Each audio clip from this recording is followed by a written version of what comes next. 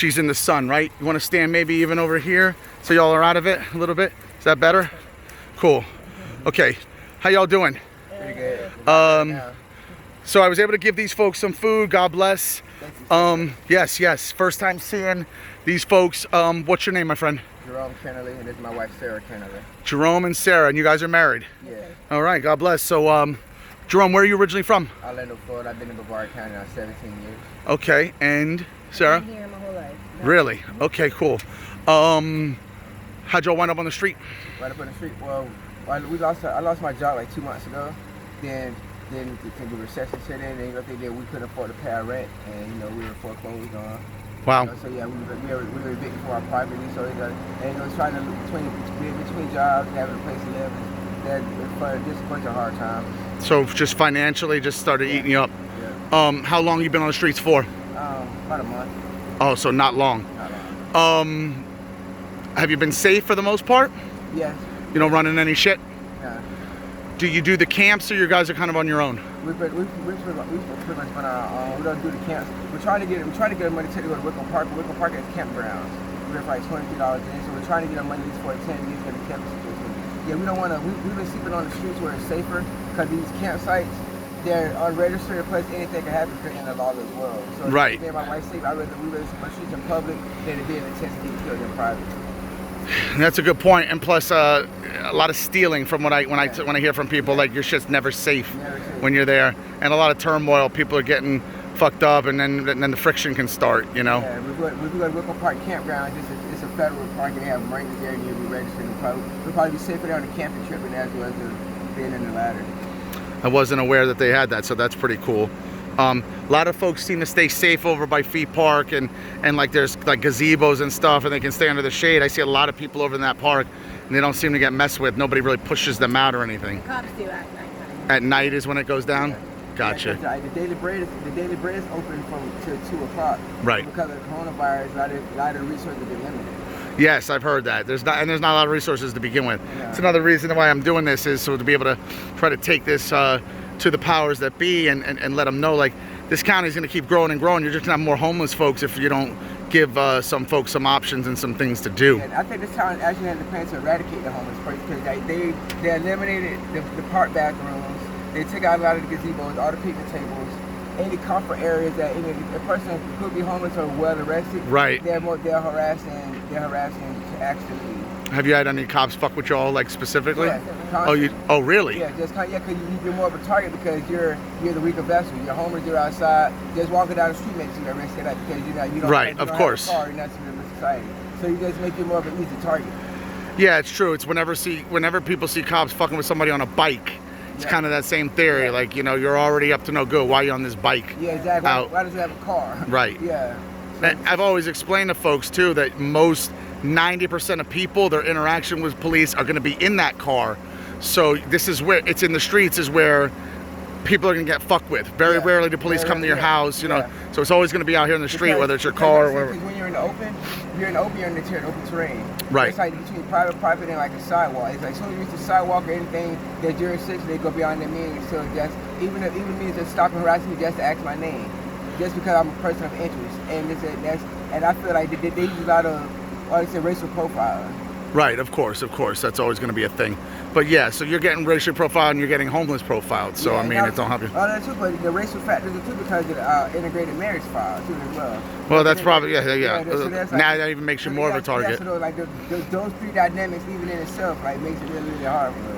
And not for nothing, I mean, I don't know if you're one of my tribes people, but your Star of David may not be helping you neither. I don't know. What's the deal with that? That's how we get our blessings.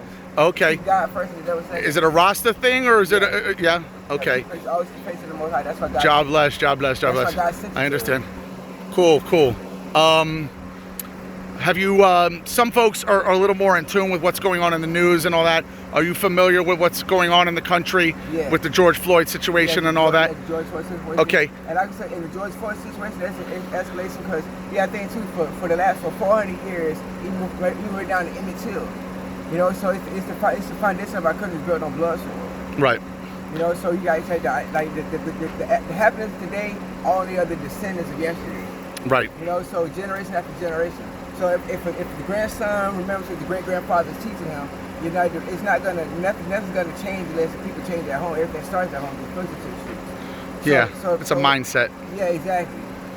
Yeah, it's a shame what's going on, and then we're so divided, and the way that these powers that be will keep control is to divide and conquer. Yeah. And that goes very, very far back. That's Julius Caesar shit. And so it's easier to control a society if you can keep them divided. Chaos. Absolutely. And then it's unfortunate because we're divided along so many different lines. Well, that boils down even before Julius Caesar, the Council of Nicaea. Oh, so that was something that they practiced. Yeah. Gotcha. Yeah, I think like ever since the book of Genesis, the book of Moses, nothing's new under the sun. Just it is an end, so it to be. So like just like he told you, like 2 Timothy told you, perilous times will come. You know, so it just pretty much just like you just gotta keep it fresh at bay, your spirit safe. Right. Like, it's more of a spiritual way in itself, because like I said, the days of Moses, Noah, and everything else. So it's just our time. Eventually we all gonna be fostered like Pharaoh. The question is like, how you gonna be buried? Yeah. That's true. Everything kind of restarts. There's a Bronze Age, there's an Ice Age, and everyone's fallen, from the Ottomans to the Romans to everybody. It's it's one way to look at it, but all empires fall, and maybe something's happening here. Who knows?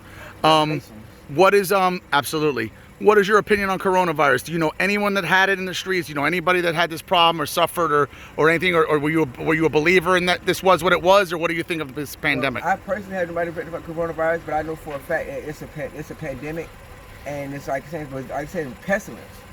It's already one of the 4 horses, like from the swine flu to the minor plague. Right. You know, so like it's AIDS all the way down to SARS, to AIDS, to HPV. Right. You know, so it's just mankind's way. It's just like things that is been foretold since the beginning of the end. Interesting. Yeah. I mean, like locusts. I mean, exactly. You gotta, and there's been a lot of that going around all around the planet. I appreciate your time. I know it's hot. I gave you guys some stuff. Is there anything that just giving you this platform, anything that either y'all want to say just in closing, just a message? Thank you so much. Keep the God first and devil second, and Lord pray at all times. All right, man. Yeah. I appreciate it. Romans 8:18. That's our family crest. Romans chapter 18. The sufferings go through now to the nothing goes to glory God to do within us. Nice. Because everything's more spiritual than physical. The physical pain will last, but the spiritual pain is like Job. Right. We go through our hardships and endurance right now. Like if anybody knows, like just prophecies being fulfilled all the way down to Micah to Daniel. So like as long as you're spiritually equipped, the physical world may hurt, but at least you know what kind of entities you're dealing with. True. We're all just vessels in a sense. You know what I mean? Yeah.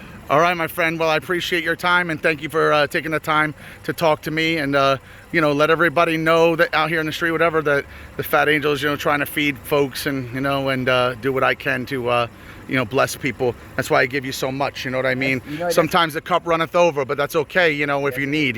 That's why God said, "Be kind and straight." You never know you're entertaining a fat angel. Yeah, you never know. He might fly right by you. All right, guys. I appreciate it, man. Thank you so much.